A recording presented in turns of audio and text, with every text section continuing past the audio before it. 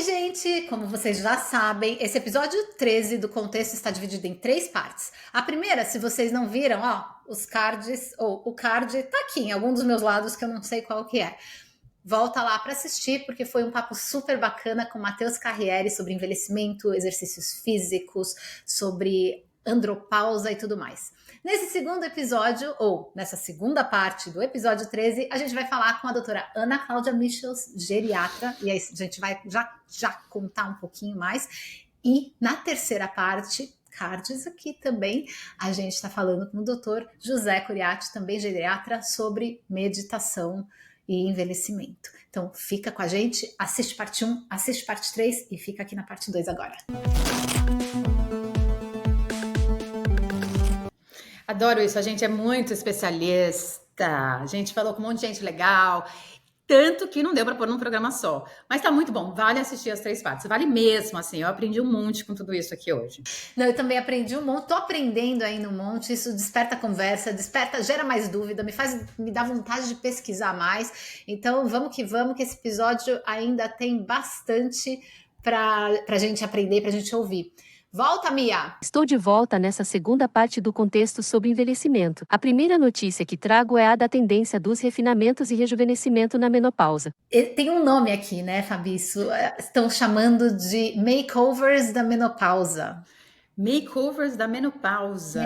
Mas ele nada mais é do que uma coisa que eu acho bem interessante, inclusive. São mulheres trabalhando essa coisa fala-se de refinamento e rejuvenescimento da alma, do corpo e da saúde num todo, usando um pool de médicos. Então não é assim, eu vou em um médico aqui, é um cirurgião plástico, é um dermatologista, é um endócrino. Não, elas juntam o endócrino, o ginecologista, o cirurgião plástico, o dermatologista, o psiquiatra, o geriatra, e eles viram um corpo de médicos que ajudam uma única mulher. Então eles conversam entre eles conversam com ela, porque não é só sobre estética, é sobre como alinhar a maneira como ela está se sentindo com a atividade física, com a alimentação, está se cuidando, a cabeça está boa, com o que está sendo visto fora. Eu achei bem interessante, eu acho o nome makeover dá uma impressão um pouco ruim, dá uma impressão de estética, mas eu gosto muito dessa ideia holística do cuidado com o corpo e com a cabeça, com a saúde e tudo mais. Cada vez mais a gente está aprendendo, a ciência está descobrindo, redescobrindo e falando e testando e provando que a gente precisa de cuidados em todas as frentes. Né? Então, assim, isso é muito, muito, muito importante. A minha médica, que é endocrinologista, no consultório dela é exatamente assim. Tem um nutricionista, tem um personal trainer, tem um cirurgião plástico, tem tudo que você pode imaginar, inclusive a psicóloga, porque a gente tem que estar mexendo ali um pouco em tudo. Nós somos pessoas inteiras, a gente não é só um pedacinho aqui, um pedacinho ali. Então, isso é super importante. Super. Tem uma coisa terrível, né, de envelhecer, que é o que tem mais me... Não é o que mais me pega hoje, mas é que é o que pega mais rápido quando a gente começa a declinar depois dos 35 anos. Dizem que os 5 primeiros anos de menopausa você perde 30% do seu colágeno. O declínio começa aos 35, né? Mas, os 5 primeiros perde 30%. É aquela coisa assim, de você puxa a pele, ela fica. É meio desesperador, não é não? É complicado, definitivamente complicado. Mais para algumas pessoas, menos para outras, mas todas acabam perdendo. Assim, aquela coisa, a gente adora envelhecer, quer envelhecer, não sei o quê, mas é como a gente falou no outro programa lá, no outro quadro, tem coisas que, tipo, putz, envelhecer, fuega. Não, isso para mim, o saber dessa informação e notar essas coisas acontecendo fazem com que eu de fato apoie quem está fazendo essa coisa holística, porque também o psiquiatra, o cuidar da cabeça, né, o conversar com o médico, por que está acontecendo isso, e não só ir lá e puxa, repõe colágeno, bota não sei o que na cara e tá tudo bem, não é, tem todo o resto que você tem que olhar, porque não vai voltar, né? Você só tá perdendo. Então você tem que aprender a conviver mentalmente com isso para daí refletir no seu dia a dia com disposição, com um pouco mais de bom humor, de alegria e sabendo que é parte do processo, né? Para mim, o que mais me assusta em envelhecer é declínio mental. Ai, demais, de fato, você tem toda a razão, para mim também, na verdade. É o que mais me dá medo, o que mais me mexe comigo é essa coisa de declínio mental, não só doenças neurológicas, mas como também aquela parte de não usar o músculo, né, que eles falam, que a gente às vezes não percebe a importância de estar até fazendo uma palavra cruzada, como dizia minha avó, porque a gente fica ali fazendo o músculo funcionar. Então, eu acho que é onde me pega mesmo. Mas é a pior mesmo. Meu avô fez palavra cruzada até o último dia de vida dele, ele sempre falava isso também. Eu acho que é o pior, isso com mobilidade, combinado com mobilidade. Eu brinquei com a história do colágeno, porque o colágeno você começa a sentir aos 30 e poucos anos já, mas de fato, não tem dúvida que a cabeça e a mobilidade, né, se depender de outros para andar, para fazer coisas, também deve ser bem difícil. Então... Menopausa pode ajudar a desvendar o Alzheimer. Eu tenho visto muito estudo disso, que mostra que o Alzheimer, ele não é só ligado a, tipo, uma degeneração do cérebro. Ele tem a ver com hormônio, tem a ver com outras coisas, e isso é ótimo, porque quer dizer que a gente está a um passo cada vez mais de descobrir uma cura. Eu acho que tem uma coisa essa coisa da menopausa como chave é interessante por causa do índice de mulheres que têm Alzheimer comparado com homens e como que é o cérebro da mulher na menopausa, porque a gente sabe que a menopausa tem efeitos, como você falou, né, são efeitos hormonais, são coisas, vem de hormônio, vem de alimentação, vem de sono, e tudo isso é afetado pela menopausa, então será que isso desencadeia alguma coisa? Ou será que isso cria um território fértil para alguma coisa ser desencadeada? Então é esse tipo de coisa que estão estudando e a gente vai ouvir um pouco mais. Vale fazer ainda pesquisa, não dá para considerar, olha, tá chegando na cura, ainda não, mas tem um caminho. Pelo caminho certo, né? Observarem essas correlações eu acho que é super importante, né? Não tá isolado mais. Tratamentos para menopausa sem hormônios. Pois é, né? Primeiro não tratava com hormônio, depois trata com hormônio, depois não trata com hormônio, depois trata com... É que nem o ovo. O ovo faz mal, dá colesterol alto, depois o ovo é bom, depois o ovo é ruim. A gente não sabe mais. É complicado a gente saber o que é o que não é com essa menopausa, entendeu? O que falam é que, bom, para começar, não é todo mundo que pode fazer uma reposição hormonal. Então, se você não pode fazer uma reposição hormonal, pensar em cuidar da alimentação, da sua mente e fazendo exercícios do seu corpo, né, cuidar bem do seu corpo, você consegue diminuir os sintomas e diminuir as sensações que a menopausa dá. Então, várias coisas desconfortáveis. O fogacho. Você vai tratando o esquecimento, sintomas, né? Cansaço, etc. Você vai tratando.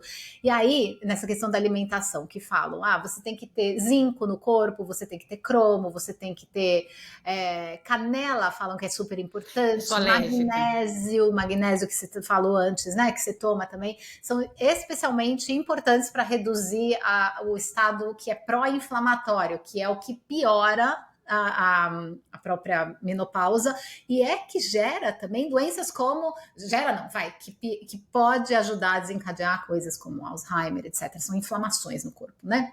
Então, tomar cuidado com isso. Acontece que aí é um ponto, Fabi, tem um monte, porque está na moda falar sobre tratamento sem hormônio, tá saindo surgindo um monte de produtos por aí, né? Então, um complexo vitamínico aqui de fulano, outro de cicano, as pessoas vão lançando esses produtos e, óbvio, quando elas lançam esses produtos, eles são muito bem cuidados, elas observam com o médico e criam a fórmula com o médico para poder ser uma fórmula que realmente ajude a maioria das mulheres.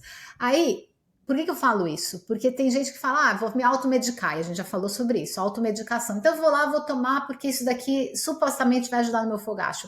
Tá bom, mas isso tem uma dose de creatina e uma dose de taurina. Eu, Sil, já tomo creatina e eu, Sil, sou alérgica à taurina.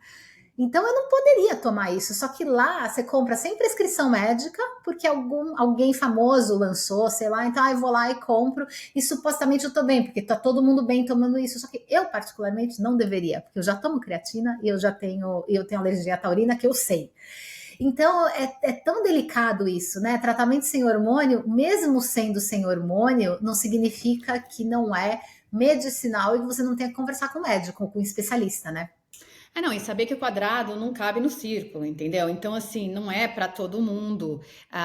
Os tratamentos são individuais, sabe? Quando a gente fala de pessoas que não podem tratar com hormônio, por exemplo, pessoas que já tiveram ou têm câncer de útero, câncer de mama, endometriose, tem algumas coisas que fazem com que o hormônio prejudique a mulher, né? Então, assim, essas mulheres procuram outras coisas, mas não é que vai caber para todas elas o mesmo tratamento. E por isso que a gente sempre fala, procure especialista, porque não é todo quadrado que cabe no círculo, entendeu? Você passou por isso recente, né, Fabi, com estrogênio? Passei, Com uma dose passei, que era mínima, né? Era a dose mínima de estrogênio possível, ela passou mal, meu. passei mal, passei mal. E então, assim, a gente tem que tomar isso com o especialista. Então, assim, até o especialista pode errar. A gente tem que saber o que perguntar, o que procurar num especialista. Tudo isso é muito importante. E com isso, a gente joga para quem? Para a nossa especialista. A gente vai falar com a doutora Ana Cláudia Michels, geriatra, e vocês vão ver que papo bacana. Obrigada pela sua presença aqui. Aliás, Aninha, conta um pouquinho pra gente como é que é. Você acabou de abrir uma clínica geriátrica, que fala ou geriatra? Geriátrica. Um consultório, não é uma clínica, é um consultório porque só eu sou médica lá. Eu terminei agora a parte mais puxada da formação, porque nunca acaba, mas a parte que demanda mais tempo eu terminei, então eu consegui abrir meu consultório. Eu terminei a faculdade em 2019, fiz 2 anos de residência em clínica médica no Hospital Albert Einstein aqui em São Paulo, e aí eu fiz mais 2 anos de especialização em geriatria na USP.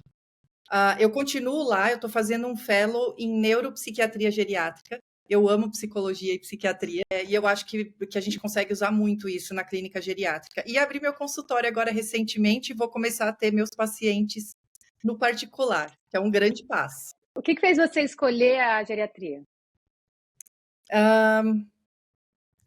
Quando a gente termina a faculdade, você já tem que fazer uma decisão de entre grandes grupos da medicina, entre cirurgia, clínica, e daí tem outros grupos como dermatologia, otorrino, e eu sempre gostei muito de clínica.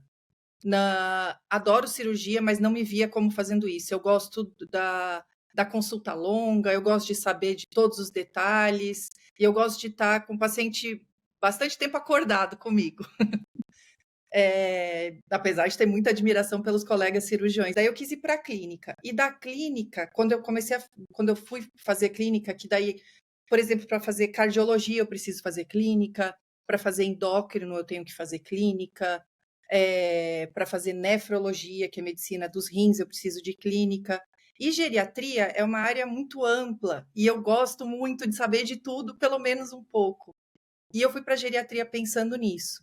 E quando eu cheguei na geriatria, eu ganhei muito mais do que isso, porque eu vi que as vidas dos pacientes, as suas biografias de muitos anos, têm total relevância na saúde delas. E daí é muito rico, assim, é delicioso. Tem se conversado tanto sobre o envelhecimento saudável, tem se vivido mais a discussão, a conversa sobre longevidade, ela é muito profunda, e eu gosto muito do que eu ouvi você falando nas suas redes. Eu queria que você falasse um pouquinho para a gente aqui sobre essa questão da geriatria. Não é um médico do velho, né? É uma medicina da saúde e da história da sua vida, como você estava colocando aqui. Então conta um pouquinho para a gente sobre o papel da geriatria nessa coisa de se entender, fazer uma prevenção, fazer um trabalho pensando na longevidade. Acho que cada vez fica mais claro que os problemas que a gente enfrenta na velhice não é um tema pejorativo, tá? Também Os acho. problemas que a gente enfrenta na velhice, eles começaram lá atrás. Foram aos 30, aos 40 anos, por coisas que você deixou de fazer e coisas que você estava fazendo, alguns hábitos ruins. E os problemas aparecem depois. Então, depois dos 60, talvez já é hora de tratar alguns problemas que poderiam ser evitados antes. E pelo fato de nós, geriatras, fazermos clínica médica, então a gente tem uma formação para cuidar muito bem da saúde do adulto. Então, sou um pouquinho enviesada ao falar isso, mas eu acho que você ter um clínico tendo formação em geriatria é muito bom. E aí tem o que você falou, que a gente está vivendo muito mais, né? E para a gente viver esse período que a gente vive a mais, que a gente ganhou muito nos últimos anos com qualidade, novamente, a gente precisa começar isso muito antes. Precisa começar em estratégias que não vão, talvez, ser uma mudança radical na sua vida, mas pequenas coisas que você faz lá atrás e que vão ter um impacto gigante quando você tiver 70, 80 anos, quando você quiser levantar da cama sozinho, quando você quiser comer sozinho. Isso muda completamente a qualidade de vida da pessoa idosa. E parecem coisas pequenas, mas não são. Significa tudo nessa fase da vida. Qual idade você acha que uma pessoa pode começar já a procurar um geriatra? E quais também dicas você daria para pessoas que estão nessa fase que a gente está, de vai para cá ou vai para lá, de começar a prevenir mesmo, sabe? De ver um geriatra, fazer uma ginástica, para Eu acho onde que o ir, né? acompanhamento médico ao longo da vida é essencial. A medicina ela é muito dinâmica, ela vai mudando. Então, não deixa largado, não deixa para quando aparecer o problema. Nós, mulheres, a gente tem o hábito de se cuidar mais. Pelo menos no ginecologista a gente vai com frequência. E o ginecologista é um médico, ele vai avaliar, não vai te deixar totalmente sem nenhum acompanhamento. Os homens acabam cuidando só mais para frente quando começam a ter alguma queixa em relação à próstata aumentada, aí procura um urologista, e aí às vezes acaba indo atrás de cuidar da saúde como um todo. Mas é essencial que isso aconteça ao longo da vida toda. Na pediatria, a gente tem um acompanhamento super intenso. Aí chega na juventude, nós mulheres, a gente fica muito próximo do ginecologista, geralmente. Mas isso tem que continuar sempre, pelo menos uma vez por ano. Existem exames periódicos que você consegue avaliar doenças que podem ser tratadas de forma muito mais simples quando se descobre elas bem mais cedo. Isso é tão bom no Brasil, né? Eu acho que o Brasil é um país muito forte em prevenção. A nossa cultura médica é uma cultura de prevenção, de profilaxia. Aqui não é, né? Aqui eles tratam a doença. Aqui eles tratam, eles não olham a clínica, né? Não é uma coisa do sintoma. Então, aconteceu já de eu sei que eu tenho hipotiroidismo, de ir ao médico e falar: olha, eu acho que minha tireoide está desregulada, eu já passei por isso antes. Ele falou: não, é sua idade. E não me pediu um exame de tireoide, disse que eu tinha que procurar alguém para cuidar dos meus hormônios, sem fazer nenhum exame. Então, eles desrespeitam a clínica, o entendimento do sintoma, e eu acho que a gente tem muita sorte no Brasil de ter profissionais que olham para isso. E aí, pensando nisso, Ana, essa coisa da mulher, né? A mulher com o ginecologista, e hoje a gente tem falado muito mais da menopausa, que é uma área que ficou completamente esquecida durante a história das pesquisas científicas, de tudo que a gente tem acesso. Hoje fala-se muito da relação da menopausa com o aumento de Alzheimer em mulheres. Queria ouvir um pouco sobre isso e sobre a andropausa também, que eu acho que está na nossa fase de menopausa, que ninguém fala, tem homem que acha que é lenda. Um assunto bem amplo. Vamos começar pela relação da menopausa com o Alzheimer, né? Teve um estudo que eu acho que é super recente, da Moscone, da Lisa Moscone, e que ela fez um estudo, não é um estudo gigante, são 125 participantes, eu acho, e que ela avaliava muito bem a imagem do cérebro em mulheres pré-menopausa, perimenopausa, que é naquele período de transição, e pós-menopausa. E ela percebeu realmente que tem diferença no metabolismo, e isso muito associado com o declínio do estrogênio. O estrógeno nas mulheres é um hormônio que atua no corpo todo, no cérebro ele é essencial para o metabolismo até da glicose, que é a nossa fonte principal de energia para as células do cérebro. E quando chega no período da menopausa, assim como em outras áreas do corpo, é um período de transição, e é um período de adaptação do nosso cérebro. Então, não é determinante de que você tendo um declínio de hormônios femininos, que você vai ter um comprometimento cognitivo. Não é. É mais um dos fatores, dos diversos fatores que vão ter impacto, principalmente nesse período pré-menopausa. Se a gente tem uma saúde do cérebro muito bem cuidada há mais tempo, com atividade física, que são coisas assim que estão muito bem estabelecidas, que vão ter impacto na nossa manutenção de cognição lá para frente. Atividade física, alimentação com diminuição de antioxidantes, e daí tem a dieta do Mediterrâneo, que é excelente, que se vocês quiserem, depois é mais um outro assunto para falar, mas dá uma olhada, que a gente sabe que tem impacto realmente. A saúde mental, então diminuição do estresse, procurar tratar quando a gente não está bem. Hoje em dia é muito difícil alguém estar totalmente bem sem estar prestando atenção nisso. Não vem natural. A gente tem que buscar a saúde mental. Meditação é excelente para isso, e em casos um pouco mais complicados precisa realmente de medicamento. Mas já fica desde já a dica de que meditação muda completamente a nossa, como é que eu vou falar? A nossa resiliência para passar por esses períodos de mudança, como é o período da menopausa. Então, esse estudo, ele mostra realmente que existe uma alteração. Agora, quanto disso é determinante para você ter um declínio cognitivo, isso ainda não é claro e não é determinado por conta desse estudo.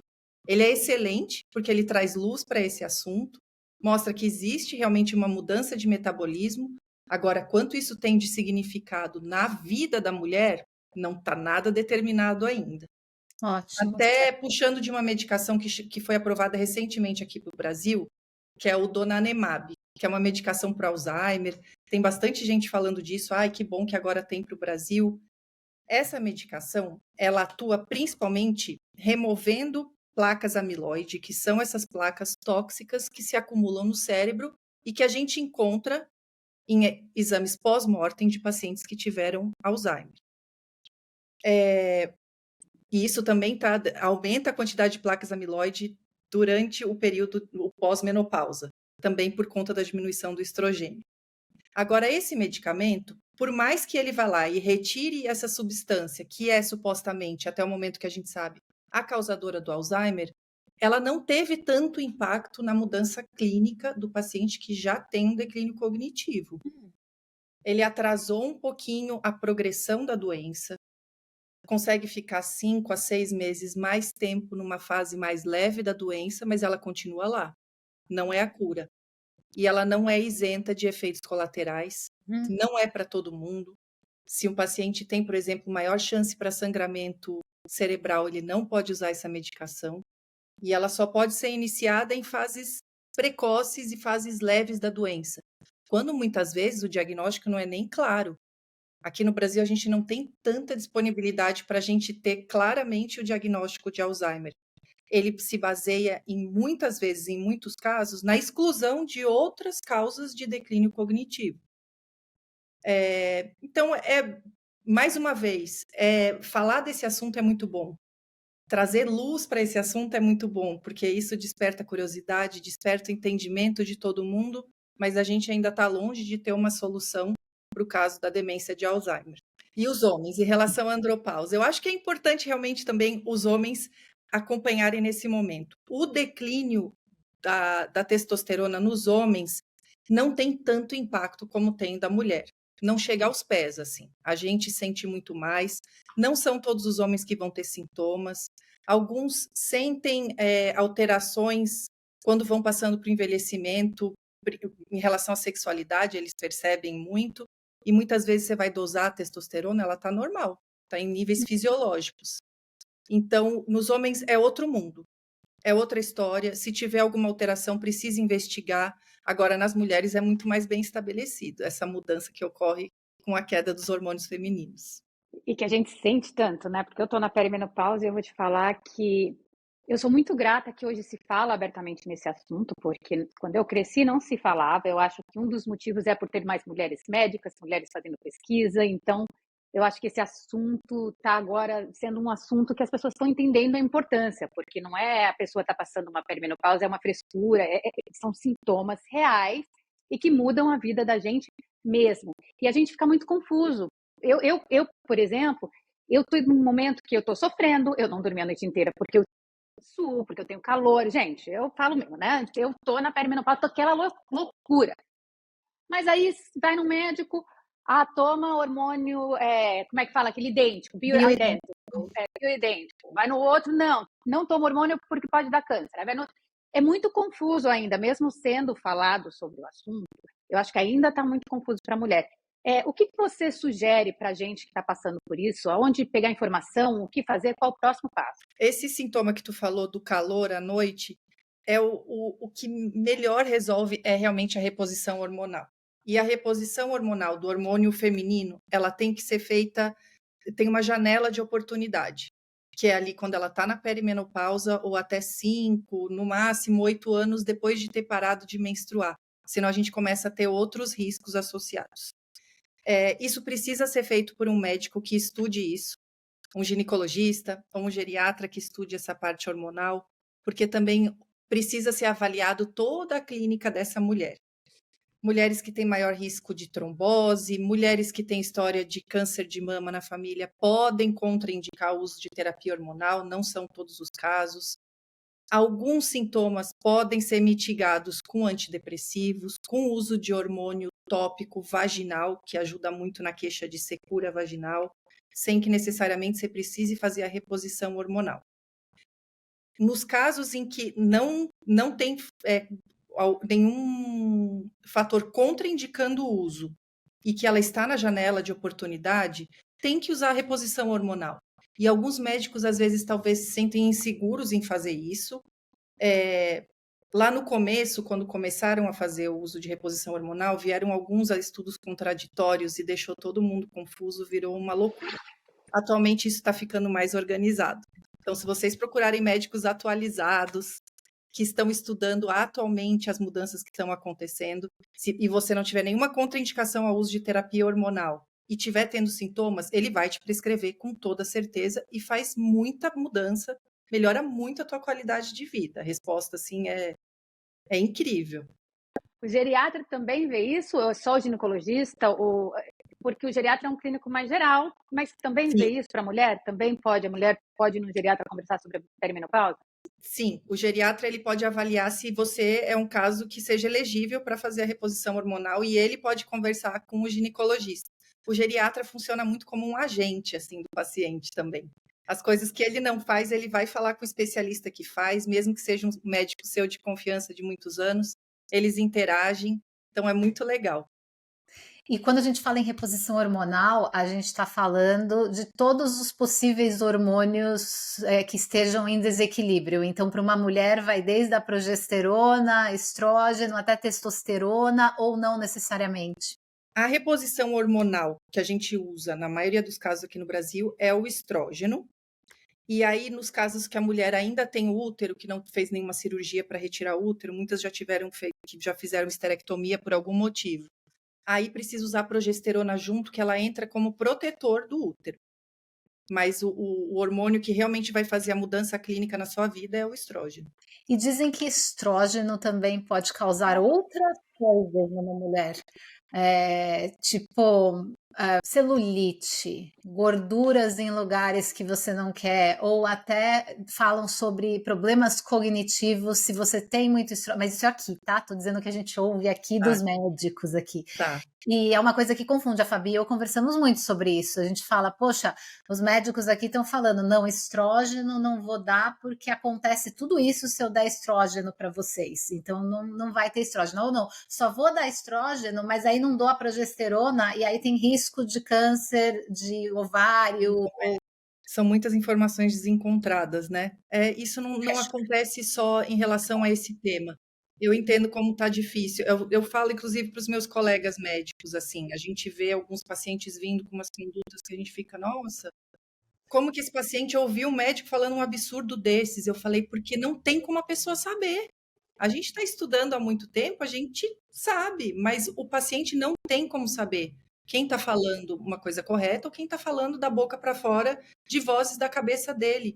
Eu entendo a dificuldade. E aí a gente depende de órgãos regulatórios, aqui no Brasil, o CFM, aqui em São Paulo, o CREMESP, para regular esse tipo de prática. Olha. Mas é difícil mesmo. Eu queria ter uma solução fácil para isso, mas eu não tenho. Queria te ajudar nessa parte, mas eu não tenho. No geral, assim, a gente finalmente quebrou o tabu para mulheres falarem sobre perimenopausa, para chegar na minha idade, por exemplo, com 47 anos e falar, pois é, passei a noite, estou passando perimenopausa. A gente quebrou esse tabu. Mas o tabu de ir num geriatra na minha idade, por exemplo, nos 40, nos 50, esse tabu a gente ainda precisa quebrar, para ver que não tem essa coisa de idade. A gente está começando sim a envelhecer, então por que não envelhecer num médico que entende sobre? O que você falaria para o pessoal sobre isso, assim? Porque eu achei isso muito interessante. Eu tô super feliz, porque eu, assim, grande parte dos pacientes do meu consultório são pacientes antes dos 50, vai? Alguns antes dos 30, que já querem um acompanhamento clínico geral mesmo com o geriatra, mas muitas pacientes com 40, 41, 42 anos. Então, acho que já tá se quebrando. Acho que as pessoas estão começando a entender que precisa começar muito antes a cuidar e mudar algumas coisas do estilo de vida. Que tipo de atividade física, alimentação, cessação de tabagismo, cuidado da saúde mental. Depressão, gente, vai ter impacto lá na frente também. Às vezes o paciente está com 60 anos, está com a sua idade, Fabi, está com 47, né? Ai, tô nervosa, não durmo bem, tô com calor, não tô me sentindo bem. Será que a gente pode colocar isso tudo na conta da menopausa? Talvez não, né? A gente está vivendo uma vida que é uma loucura. É o celular que nos deixa disponíveis para todo mundo o tempo inteiro. E tudo isso tem impacto. Não sei se é só a menopausa. Tem impacto, sim, mas não é só isso. Até porque, se você for conversar com mulheres de 20, 30 anos, muitas têm essas queixas também, de que a memória está ruim, não conseguem fixar nenhuma informação. Aí, às vezes, chega para a gente lá com 58, 59, a minha memória não está boa, eu acho que eu estou com Alzheimer precoce, já estou com alteração cognitiva. Aí, às vezes, se trata uma depressão, a pessoa ressurge. Olha. Com a cognição boa, com tudo bom. Tem muita coisa para ser avaliado. Verdade. Não, e para encerrar, queria te perguntar uma coisa, porque você mencionou os órgãos e me fez lembrar de uma coisa que aconteceu em 2022, se eu não estou enganada. Eu falava muito sobre etarismo nas minhas redes sociais, né? Eu sempre falei muito sobre igualdade de gênero e sobre essa questão do etarismo, principalmente contra as mulheres, né? As mulheres sofrendo muito com isso. E nessa época, eu lembro de ter ouvido a história de que a Organização Mundial de Saúde decidiu colocar envelhecimento como uma doença. E todas as minhas colegas, os meus pares que falam de etarismo na rede, acharam isso um absurdo, disseram isso é etarismo puro, envelhecer não é doença, etc. A minha visão foi diferente, talvez por conta de estudar e de ler muito a respeito. A minha visão foi, quando uma organização, um órgão como a Organização Mundial de Saúde coloca etarismo como uma doença, cataloga ali, isso significa que todas as pesquisas, tudo que for realizado no mundo, vai ter onde entrar embaixo, vai ter um arquivo para entrar. E aí, tudo isso que a gente está falando de falta de informação, de informações conflitantes, talvez seja sanado simplesmente porque a gente tem um número e uma letra para procurar num arquivo e falar, olha, isso se refere àquilo, olha a conexão que isso tem com aquele outro. Queria saber sua opinião sobre isso. Olha, Sil, eu não tinha uma opinião formada sobre isso. A primeira coisa que, quando tu me falar, envelhecimento é uma doença, não é, faz parte da nossa vida, faz parte da nossa evolução. Até as alterações que a gente vê com o envelhecimento, elas são fisiológicas, elas são esperadas. Quando está fora do fisiológico, aí sim é uma doença.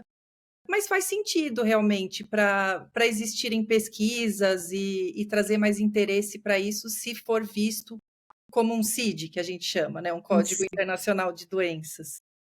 Vou refletir, não tenho opinião sobre isso, não tenho opinião formada. Uma última coisa que eu acho que eu não falei sobre o Alzheimer. As alterações que vão das pessoas que têm Alzheimer lá com 60, 70, 80 anos, os estudos estão mostrando que essas alterações começaram até 30 anos antes. Alterações no líquor, que é a substância que envolve o nosso cérebro e a nossa coluna, a nossa medula. Olha. Então, é muito antes. Essa alteração que ocorre quando a gente está passando pela perimenopausa é só mais um dos milhares de fatores envolvidos nisso. Mas que bom que trouxe luz para a gente falar sobre isso. A alimentação deve ser forte aí também, né? As coisas novas que surgiram, aspartame, eu não sei, eu sempre acho que tem uns vilões aí. É ultraprocessado, né? Tudo que é ultraprocessado vai ter. E a dieta do Mediterrâneo geralmente vai atrás de coisas que são muito mais naturais, que não passaram por um processo, não passaram por uma indústria. Sim. Então, sim, com certeza tem impacto. Prevenção e ir atrás, exercício, saúde mental, que a gente come, mas Acompanhamento olhar regular mesmo. do médico. Venham para o É. Brasil. Eu ia falar isso agora, Aninha. Vou aí, vou chegar. E aí, doutora? Oi, Dr. Mitchells. Eu vou, Tá.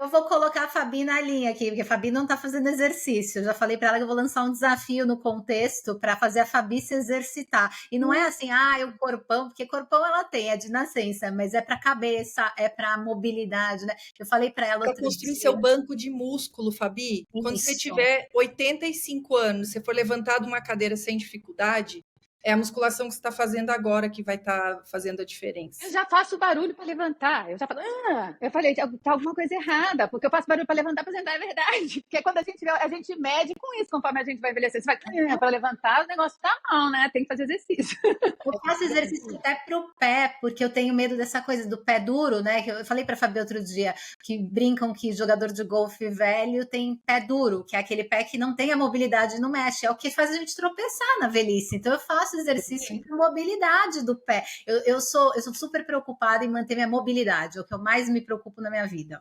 Tá certíssima, tá focando no ponto certo. Prazer ter você com a gente. Obrigada, Aninha. Prazer foi meu. Cláudia. Eu amei, obrigada pelo convite. Obrigada, saudades de você. Quando a gente for para aí, também. a gente se vê.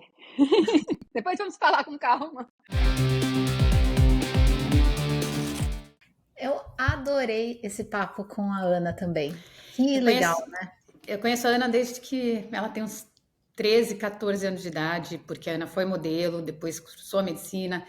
E a Ana sempre foi uma pessoa muito especial, que sempre teve muito cuidado pelo próximo. E é isso que a medicina precisa, sabe? Então eu fico muito feliz de ver o amor pelo próximo que a Ana tem sendo doado através da medicina. Eu gostei muito. E ela é tão acessível, né? O jeito que ela fala. Eu gosto muito de quando você conversa com o médico, faz uma pergunta, e o médico fala: olha, não tenho opinião sobre isso, vou pesquisar, olha, não sei. Então, você não sai achando assim, nossa, esse médico é dono da verdade, tá me jogando um monte de teoria. Ela realmente vai pesquisar e vai me dizer se ela acha que sim ou que não, que é legal, que não é.